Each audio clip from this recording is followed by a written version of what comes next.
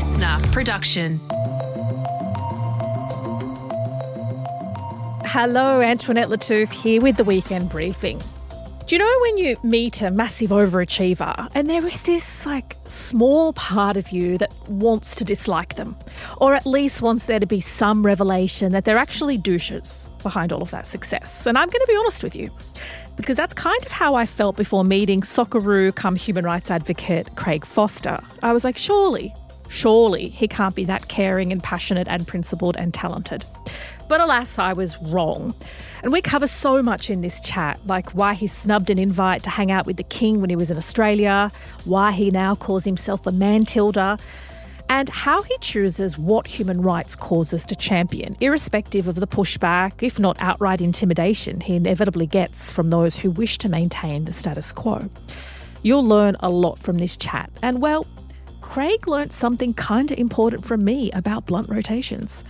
And later in the episode, your favourite part of the week, the weekend list with producer extraordinaire, bargain hunter, fad trier, solo cooking enthusiast Helen Smith, and we'll chat about what to eat, watch, try and read, and also what to avoid. But first, here's my chat with Craig Foster.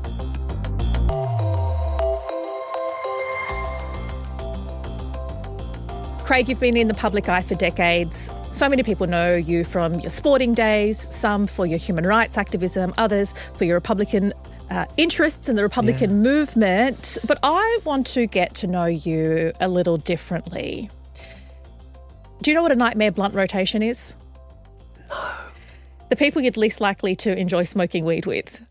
So you get asked, what's your nightmare blunt rotation? Who are the 3 or so people that you would hate to sit around and share a joint with? I mean, that's assuming you smoke weed, but even if you don't, have a drink with. Well, I don't, but that's okay. Yeah, that's fine. Who are the people you would least likely to sit and have a chat and a drink with in this world?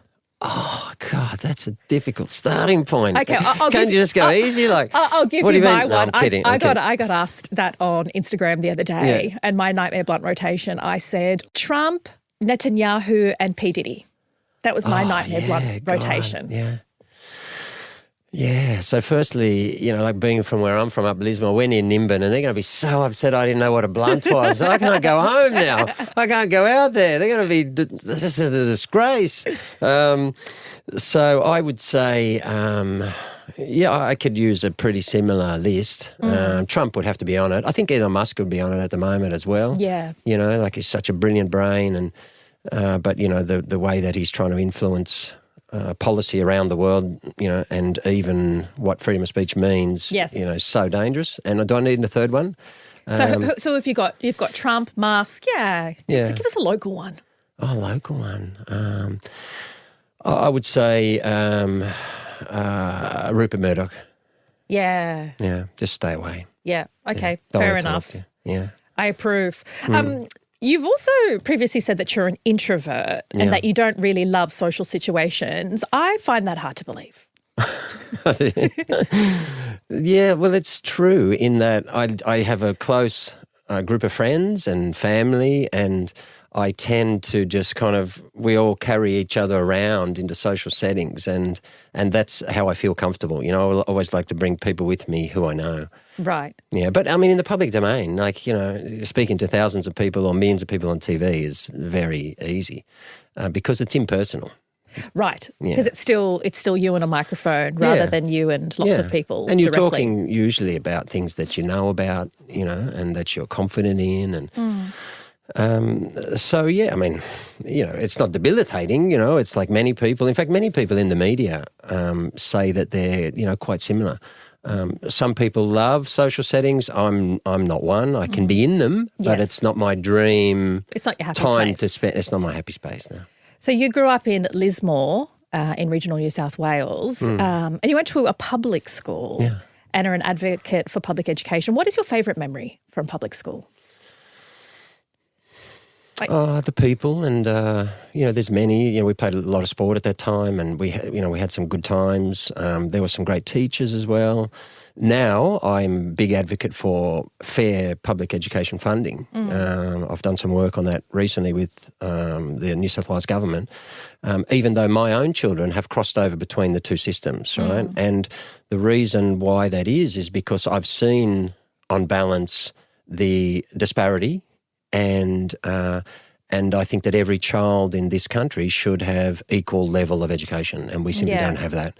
And so now we've got, in many areas, massive disparity, and therefore, the education is the intellectual capital of your country. And of course, from a human rights basic perspective, every kid has the right to an outstanding education, and in my view, there should be no difference between any of them. Yeah. And it is really difficult, even when you are a product of the public system, if you have the ability to choose or to pay for an education, it's really difficult not to buy into the system, as in into the private education system.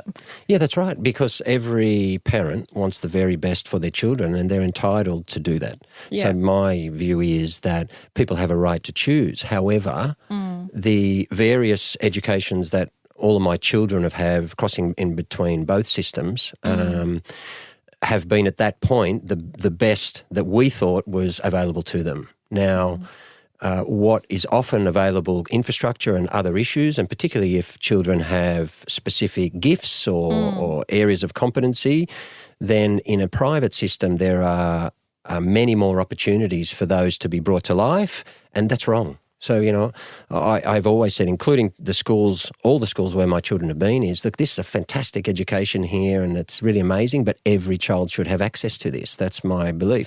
I don't believe we should have to pay for education in Australia, but given the system as it is, parents have a right to access the highest level of education for their children, not based on their socioeconomic circumstances, and we are not there. In fact, we're a hell of a long way away from it. That's wrong.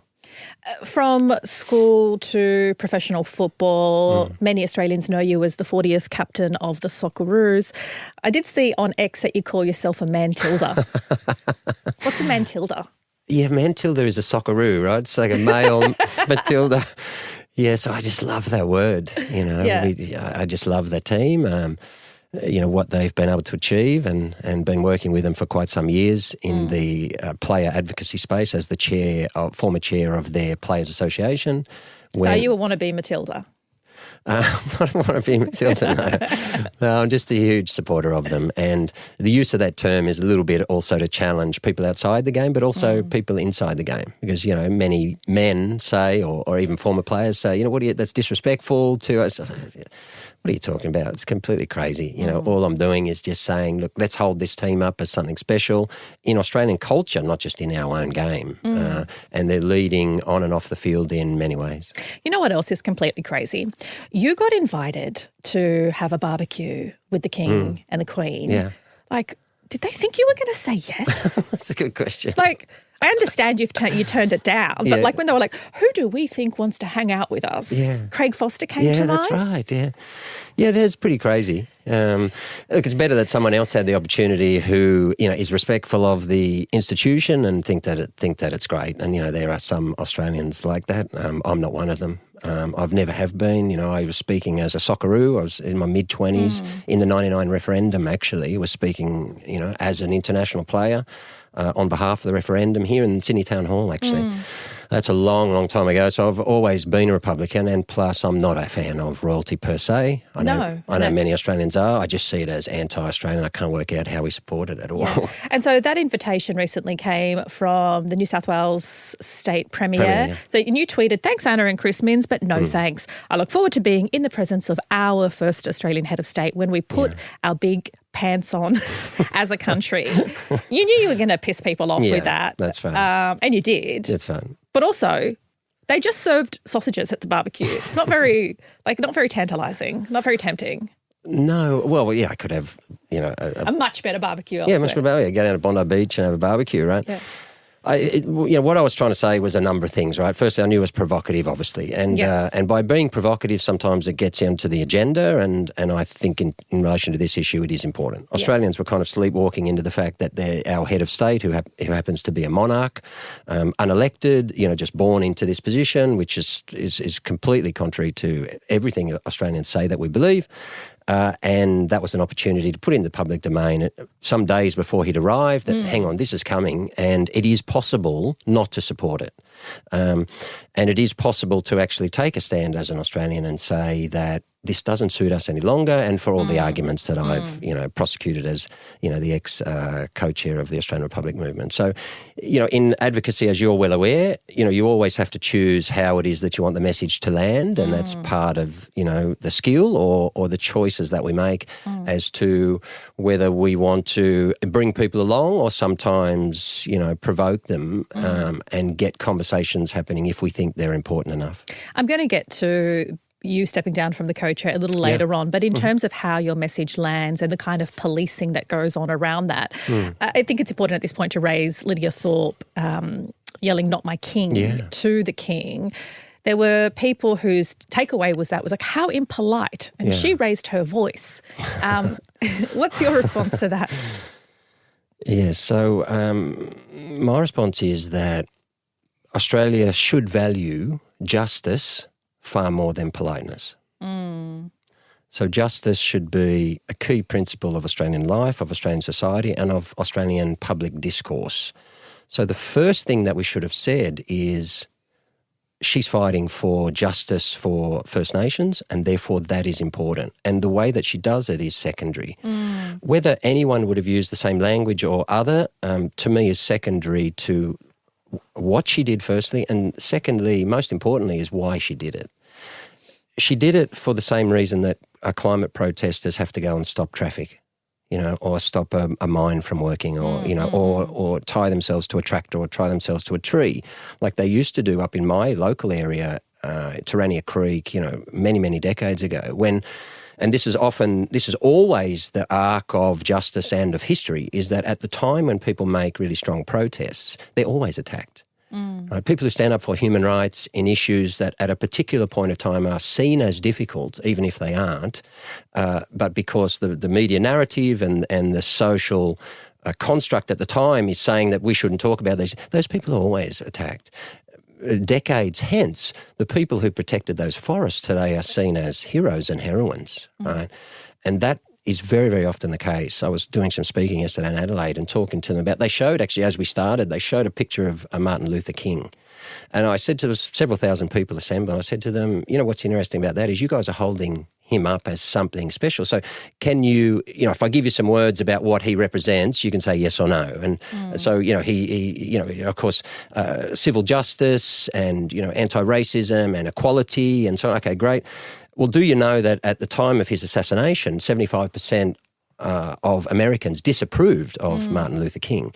Charles Perkins was the same here, and we should remember that the Freedom Ride in 65. Yes. They went up there, and people in Moree and in the towns of northern New South Wales, where I'm from, actually at times tried to run the bus off the road. Wow. Yeah. And Nelson Mandela was considered a terrorist 2008. To 2008 and imprisoned for several years, and now he's revered. Exactly. So this is a big issue in Australia at the moment is, how do we frame people and, and those who are arguing for issues often is done in a way to obscure the issue itself. So Indigenous people in Australia have rightly been protesting and petitioning the King, as I put out on social media, for over 200 years, actually. 170 years to the first petition, was in about 1846. And so my question is, if we're talking about politeness, let's talk about politeness for a moment. There's politeness in language or politeness in the moment, for example. And Lydia made the point that she allowed Charles to finish, what he had to say. But and there's politeness from, it must be reciprocal, right? Respect must be reciprocal. And therefore, what does respect and politeness from Charles mean? What does respect and politeness from the UK government mean? Now, his family has been petitioned for over 170 years to actually say something about a First Nations rights, a dispossession and massacres.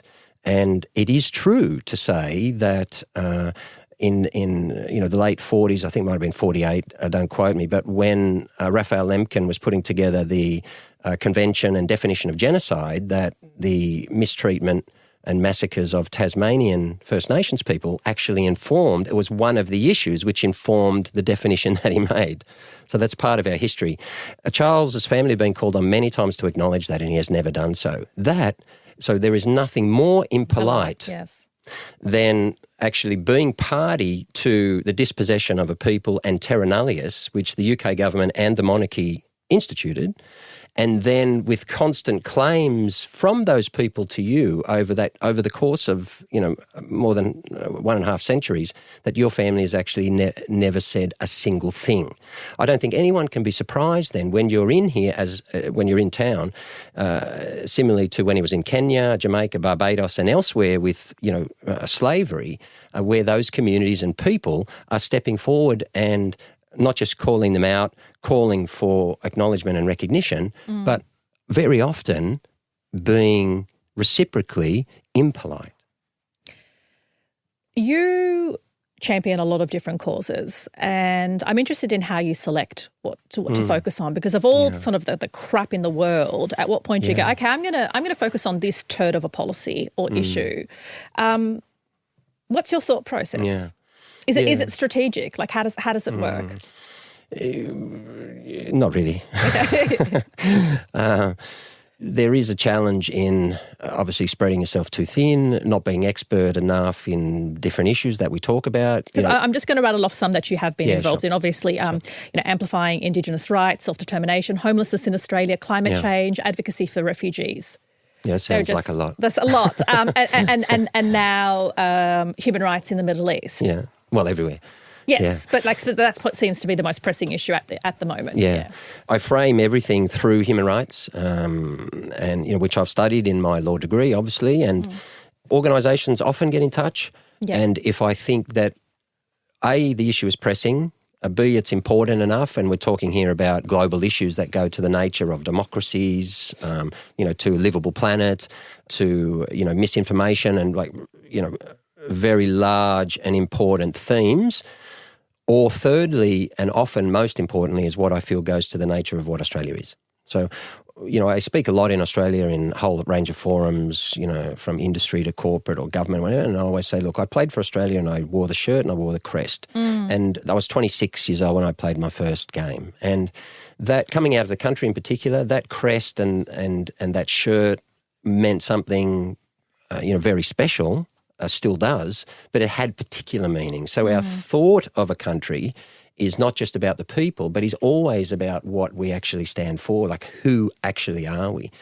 And from the age of 26, it didn't take very long to work out, being involved in all of these issues, the big issue, homelessness and others, that actually many of the things that I thought Australia stood for, egalitarianism is one great example, actually weren't true, or that we were falling short. Refugees is a great example. So we often say that we uphold human rights. Well, of course, like all countries, we don't, and we have a responsibility to challenge that on behalf of vulnerable people. So that's kind of the three prisms through which I usually filter things. You've obviously used your proximity to soccer or football to also champion rights. So you played a really big role in the campaign to free Bahraini footballer Hakim Al-Ladaibi from detention in Thailand. More recently, you've asked FIFA to expel Israel. That hasn't gone down too well. Well, it depends who you ask. Yeah. Okay. It's important, and therefore it doesn't really matter to me how well it goes down, as you saw from, talking about Chuck. That's not the most important thing to me, never has been. So, what I do is I fight for things that I think are right, that I think are important for Australia, and this is a really important issue in Australia at the moment on a number of levels. What's your argument for wanting to expel Israel? Well, because the International Court of Justice has said that they're committing plausible genocide. And in fact, since that, I think it was January 26, since that, I think the evidence has become even more overwhelming. And therefore, sport has to have some objective benchmark at which it says that the membership of a country has to be withdrawn. And crimes against humanity are an obvious threshold. And so the corollaries to that are, for example, South Africa, and apartheid there. And so then, in June, I think it was, from memory, when the ICJ also ruled that, Israel was guilty, the state of Israel is guilty of apartheid in the occupied Palestinian territories. What that means is, sport cannot abide apartheid, clearly. And therefore people say, how can sport make the decision? Well, the decision is made by the highest international court. That was an advisory opinion, which is enough for FIFA. In fact, FIFA have been considering this issue for the last at least 10 years. And what they said in their former rulings was there's been no ruling or advisory opinion from the ICJ, and therefore we can't do anything. And now they've got them. And now they've got it. So to me, it's really cut and dried. How plausible do you think expelling Israel is, despite all the evidence? Oh, it's probably unlikely because sport is as political as any other forum of life. And so, you can't expect a FIFA to be stronger than, for example, the Australian government, right? And that's FIFA's argument. Sport's argument is often, well, this is not our responsibility. It is, of course. Yeah. Because the ICJ made clear in that ruling that all institutions and organisations and companies who are involved in, that apartheid regime in those territories has an obligation under international law not to support that and, in fact, to withdraw from it. And FIFA is a large organisation, institution, and therefore it has a very clear obligation. Super simple, right? But is it going to do it? No, because it's put it off for a very long time, and for the same reasons of the pressures, the political pressures that are placed on countries, on political parties, on people, and there's silencing of people that we've seen in Australia, including a view, of course, which is a really high-profile example. FIFA are exactly the same. There have been a few different attempts to silence you over Israel as well. You've stepped down from the Republican Movement Board over differences of opinion. There was a Sydney Grammar Talk that was recently cancelled. Oh, when you put it like that, yeah. You've obviously championed a lot of issues, many of which political movements or the power structure have pushed against. Has the pushback ever been as hard as it has been to criticise the actions of Israel? No, I don't. I haven't seen Australia in a position like this at the moment. And what really grieves me is that, I find really disturbing is, this policing of the opinions of people and particularly in my field, people who are just upholding basic human rights, and the idea that even if you speak about this, that you are somehow wrong and you must be somehow improper or have the wrong motives, and I haven't seen that before. That's really extremely disturbing. I think it's in my view it's below the level that Australians should accept. I think it's against a culture of democracy. It should be against our social and political culture as well. And we talk a lot about even just basic freedom of speech. And of course that is, under threat now. But this silencing and viciousness about people, but that's been happening for a very long time, as I've discovered. Even many of our former prime ministers, were equally attacked, including by the media. And the media has a big role here to play. Yeah, let's talk about that, because it seems that there's more attention paid to, or words written and articles written about offence taken to rhyming words, pieces of material, flags, scarves, than there are to human rights atrocities or the intimidation of those who dare to speak about human rights atrocities. Do you think the broader Australian public accepts that or sees through it?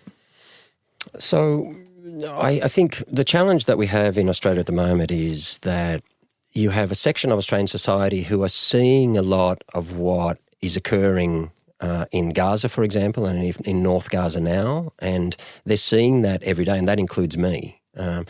And so they're very attuned to the level of, killing and destruction of everything that is going on. And then you've got, a much of broader Australia who are still reliant on what we call mainstream media for their diet. And I know how dangerous that diet can be because I've been in the refugee space for a long time. You talked about Hakeem. So the big issue in the Hakeem campaign and the reason why we're able to be successful is because we were able to humanise him. And to do so, we had to overcome all of the narrative and discourse that had happened for 20 years. And what happened then was sport humanised Hakeem. And that's how we got him out, is because Australians came to see him as a sport-playing refugee, not a refugee. And the reason that we had to humanise him was because of the narrative that had been in most of the popular media for a very long period of time. And so what's happening now is you've got this dissonance in Australia where a huge, I think a growing amount of people are just saying, look, we want everything, we want all the best for all parties, or in this case, both parties. It's more than that now, but we're seeing what's occurring here and it's wrong. We know that it's wrong. We can see with our eyes that it's wrong. And please stop telling us that it's right. And yet we read the mainstream media in Australia the next day and we go, like, you people are trying to tell us that it's right. And, of course, people are calling that out all around the world. I mean, the BBC have been particularly shocking. You know, our media here is almost as bad, right? Yeah. It's really been abysmal. And so what happened is, you know, we see one form of media, we see the actual destruction, and then we see the headlines, you know, and how that's often buried or it's lessened. And so you can see that, you know, there's severe pressure on media organisations. They have not responded to that well. There's a lot of pressure on Australians generally, and I think that's wrong. I think, you know, and I'm very consistent on this across a whole range of issues, and that's the point of why I can say it and why I can do it, is because, you know, I've called for also China to be sanctioned by FIFA and, you know, Myanmar with the Rohingya and all and of you were these critical of Qatar on wage theft and labour abuse when they were holding the FIFA World Cup. So to me it doesn't matter. Yeah. But to your point, I can call out the Burmese and, you know, the slaughter of Rohingya, you know, 1 million of whom have gone across to Bangladesh. I went to the camp last year and, you know, I'm not silenced. You know, that was the question you asked. You know, I talked about the Uyghurs. In fact, I went down to Parliament House with one of the Uyghurs refugees who's in Australia, and Saddam. You didn't have school talks cancelled? I didn't have school talks cancelled because, and even the school, I mean, Sydney Grammar didn't even ask me what I was going to talk about. You know, like normally, you know, if you're speaking in that environment as a professional speaker, you know, you actually speak to the people prior to it's called a briefing, you know, for people who don't do it. And what that happens is we have a conversation about what are you looking for in your conference, who is the audience, what is the da-da-da, right? Absolutely. So the idea that you just walk in and just start spouting off everything that you feel is, you know, there's one form of that, but in others, that's simply not the case. So anyway, no one... you know, for the first time, no one asked me what I was going to talk about. All they did was send an email and say, look, you know, we think you know, it's a bit sensitive at the moment and so therefore, you know, we don't think it's appropriate, which is really, really great, particularly in an education environment where you're the exact people who should make sure that Australia remains in a zone where we can talk about human rights, where we can talk about abuses of such, and where we can talk about every government in the world. And I keep saying I criticise every government, including our own. Yes. And there's no government in the world that I will not criticise. Yeah. And I think every Australian should be saying the same thing.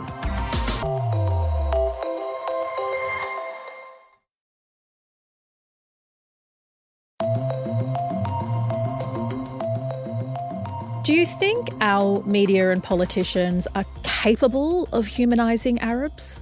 Because it's the constant dehumanisation, and it's something that we've sort of a hangover from, you know, the so-called war on terror, September 11, Cronulla riots, and it feels like it's reached this awful, awful crescendo. Yeah. Is there any coming back? Yeah, firstly, I accept the premise of your question. Right, it's a good question, and I agree with you. Because, you know, I've been at SBS for 18 years, working there as well, and I've seen, you know, the outside, which is perhaps why I have the lens that I have. You know, I've been in the multicultural game for 40 years. You know, I've lived with all these communities. I'm on the Multicultural Council, and I'm one of the rare, if you like, country white dudes in Australia who played sport, but actually lived in that space for so long. And so, which is one reason why I support all communities in Australia, including the Jewish community on many occasions, and organisations, and speak at their fora, but also the Islamic and Muslim community of Australia when I can. And the reason is because they've been particularly demonised. And, you know, we see that through the social cohesion is something of a challenged word at the moment, but we see that through the social cohesion reports, which are really excellent by the Scanlon Foundation. And, you know, over a period of years consistently, you know, the Muslim Australian community was saying that they felt demonised, victimised, and research into media portrayal and narrative, you know, very much backs that up. So your question was, can they ever, or can they break out of that now? Yeah, of that dehumanisation. Is there? Well, I don't see any signs of it. I mean, what happened, you know, I spoke on Channel 10 with, you know, our mutual friend Narelda Jacobs about the protests over a very long period of time. I think it might have been in context of around on October 7, but where politicians and media, in full support and full throat, immediately said this group needs to be thrown out of the country and their visas, you know, torn up or whatever they said. Yeah, right? so the assumption that they're not Australian. They're not Australian. And that was the Cronulla riots. Where they go go back to where you came from, supposedly. Which led to that whole series. The Cronulla riots led to a whole series on SBS, and yet we're Which theoretically, let's just say some people... Let's just say this whole group of people are from Lebanon and Palestine. They can't go back. It's being bombed. So even that very that very rhetoric is hilarious and not very well conceived. Well, it doesn't need to be sensical. You know, this is politics. I don't expect it to have internal logic. You know, I don't expect what politicians say to be consistent with what they've always said in the past, and you know. But what I do expect is that you don't immediately demonise a group, one community, by saying to the Australian people that that group could not possibly be Australian. And so there are behaviours and laws on protest and laws on hate symbols and vilification, all these things. That there's the law, and then there's the fact that there are people in the street and you're just simply telling Australians, well, these people should all go. And not only should they, go back to where you came from, this was actually, you must all be on visas. So, right. So actually you can't even possibly be Australian. Yes. And so that's, when was 2005? That's 20 years. I know. And the truth of the matter is, at those protests, there are Jewish people, there are Anglo people, there are all sorts of people that are at those protests. Anti-Semitism has been increasing for some years. We've seen the rise of neo-Nazis and the far right. What does the politicisation of anti-Semitism do to an actual growing and terrifying problem? Yeah, it's not helpful. And many Jewish people and friends of mine and strong Jewish community members are pointing that out. You know, they're saying that the problem that I think virtually all Australians are having is that we love all our communities and we don't want to discriminate among any of them. And we want everyone to be protected, we want everyone to be safe. That's what multiculturalism is. And that's in theory, yes. Yeah, in theory. Yes. Yeah, exactly. I mean, as a term, as a concept, and of course, bringing that to life is a very significant challenge. At the moment, what's happening is, people are criticising Israel for what most of the world is saying is absolutely heinous acts, and undoubtedly are. And sections of the Australian Jewish community then are wanting to conflate that with criticism or anti-Semitism, to actually say that you're racist. And I think most Australians are just looking at that and saying, that's wrong, right? And often it's levelled at the best people. Often it's levelled at the people who are speaking out about this in the main are just compassionate, fantastic Australians who just, they just don't want kids to be slaughtered, right? And it doesn't matter whose kids it is. We don't care if it's Jewish kids or Israeli kids. We don't care if it's Palestinian or Lebanese kids. I don't care. Yeah, don't kill children, don't kill journalists, don't kill healthcare workers. It works both ways, right? Works both ways? Yeah. Both ways, for everyone, right? Everybody. I don't care where you're talking about, because I was talking about human rights. Yes. So therefore, every child has a human right. I don't care what the child looks like. I don't care what they believe. Yes. I don't care what faith they are. I don't even care what border, they're within, and I don't care what their passport says, right? And I think most Australians are with me on that. And therefore, we look at, really good Australians who clearly don't have a prejudiced bone in their body, saying that, and then being attacked, and people trying to say that they're somehow prejudiced or racist, and it's nonsensical, right? It just, to the extent that you want to continue to do that, then I think that's driving a lot of the anger in the community, because people are just saying, look, we're not accepting this, sorry. And to your question, the problem with that is it actually doesn't keep our Jewish community safe, because people can't tell the difference. Yeah. And therefore, all of a sudden, we're hearing, anti-Semitism is a historic scourge, right? Yeah. And Islamophobia is growing at an extreme rate. But the notion that if I say that the Israeli government as a state should be upholding international law, which is just a fact, right? Yeah. The notion that is somehow prejudiced, that's just wrong. And I don't think Australia should ever accept that. Otherwise, we can't criticise China. We can't. And China actually has its own version of human rights.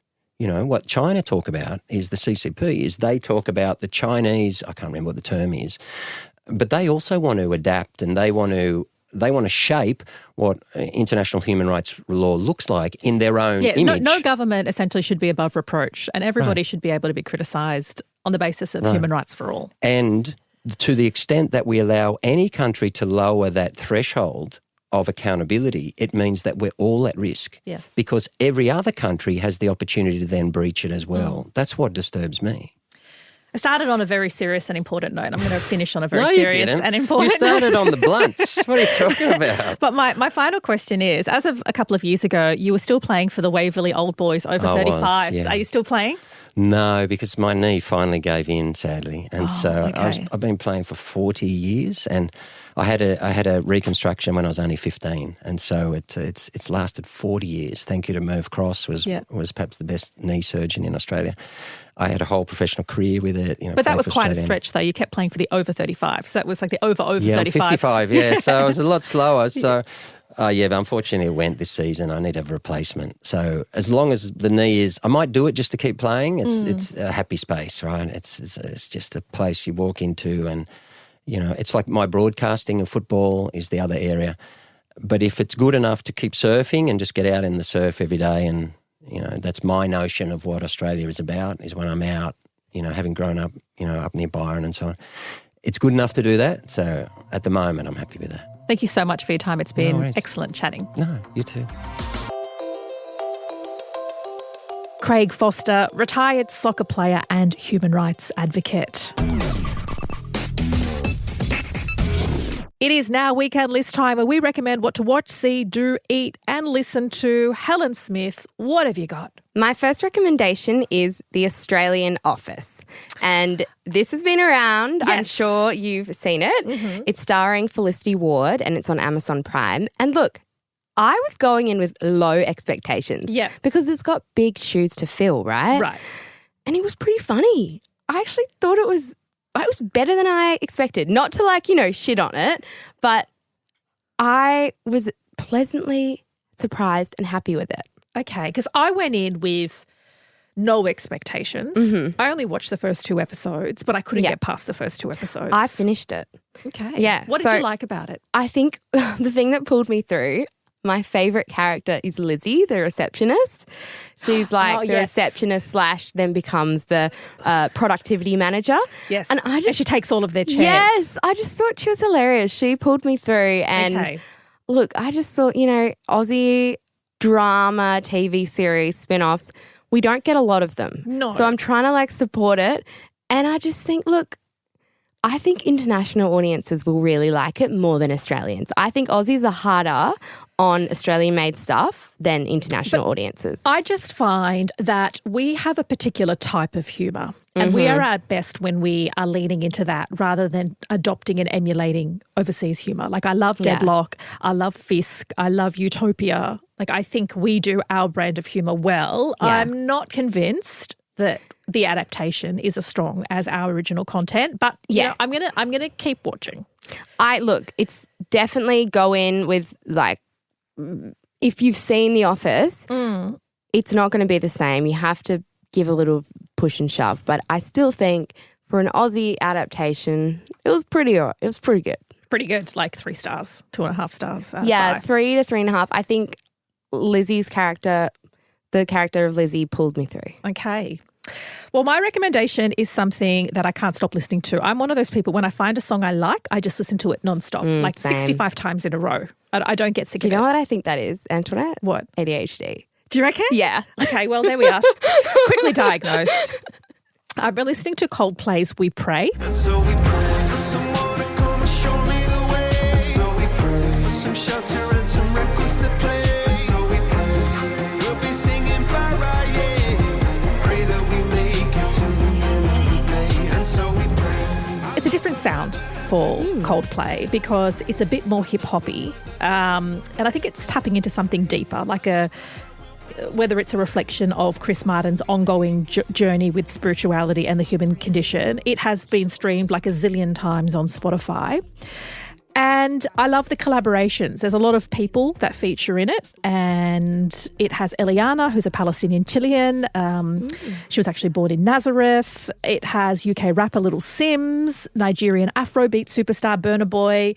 And I guess you can take what you want from it, whether it is about actually praying and being religious, because it does say pray 37 times in it.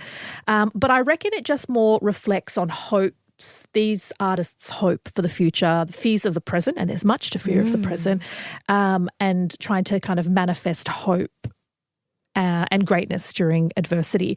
And it does mention the word baraye, which I was like, what the hell is that? And it's a Farsi word that means because of or for the sake of. And it was also the name of a song by an Iranian singer-songwriter, Shervan Hajipur, and that became the unofficial anthem of the Women Life Freedom Iranian protests. So I don't feel like it's an overtly song for protest and human rights. Yeah. But it's definitely in there. And I think it's no accident that there's a Palestinian Chilean singer featuring in it as well. I take that back. It's not your ADHD. I don't think you have ADHD anymore. I think it's just because you're so passionate and that would just speak to you. I think that's really cool. I'm so going to check that out. You haven't heard it? I have not heard it. And, and I don't think you have to be a spiritual prayy type to just be like, we pray, we hope. Yeah. Anyway, so that is what I'm listening to on repeat. I love that. My next recommendation is way lowbrow than that. Yours is so wholesome. Mine is actually just Vaseline. So it's just like hope for the human condition. Vaseline. Okay. Look, okay. It's petroleum jelly. Yes, petroleum jelly. Mm-hmm. I love Vaseline. Like, what do you do with it? Okay. I use it as lip gloss.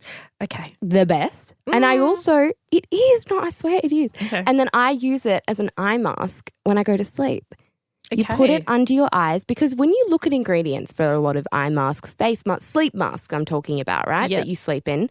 Petroleum jelly Vaseline is a key ingredient in a lot of them. And this is just bearing it back to the basics, no added fragrances, no added this or that, and you don't need too much. You know what toxicity you're working with. It's just Vaseline. Yes, it's just the Vaseline. Okay. I know, to a point. I don't really know what Vaseline petroleum jelly is, but look, I feel like I'm being wholesome by putting on Vaseline under my eyes as a sleep mask. Okay, I'm just going to quickly, while we're here, look up what Vaseline is because I'm not sure. Now I'm worried. Okay.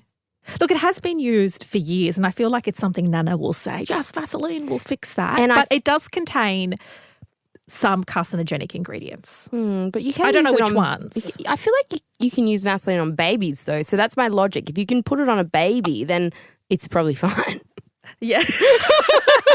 Okay. All right. Well, we'll go with that logic. I'm not a dermatologist, so I can't refute that. But maybe try it at home, maybe not. We don't know. We can't say. Yeah. Do a tester patch first. So I have a quick don't watch recommendation before I do a do watch. I watched Lonely Planet on Netflix because I wanted something kind of feel good. It's set in Morocco. It has a couple of really good actors, Liam Hemsworth and Laura Dern. And it's essentially that they're at a writer's retreat in Marrakesh and despite the age difference, they're both searching for something and they fall in love and blah, blah, blah. It was just the epic background and the epic scenes and the epic hotness of Liam Hemsworth just could not carry the romance or the very thin script. And so I gave up about 20 minutes in.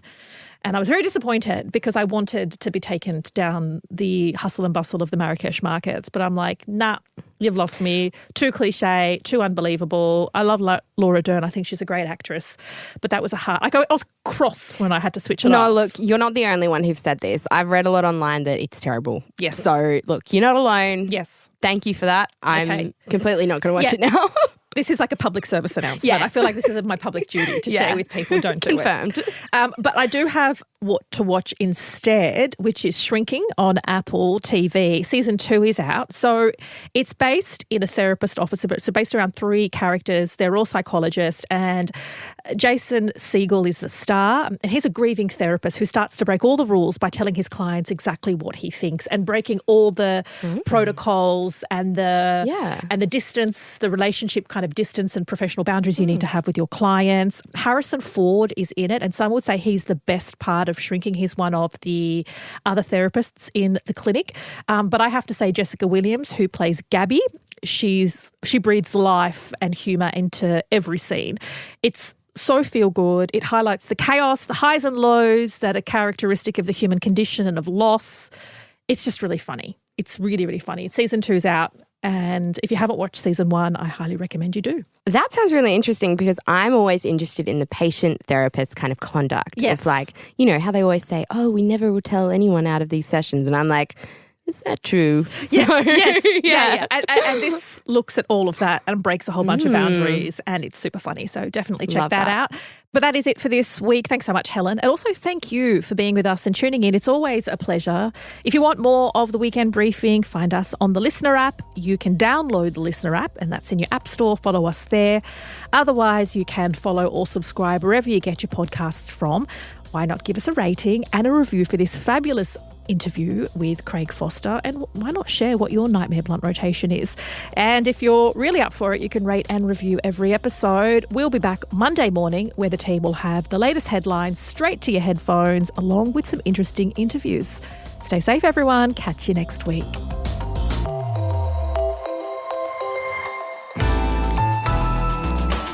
Listener.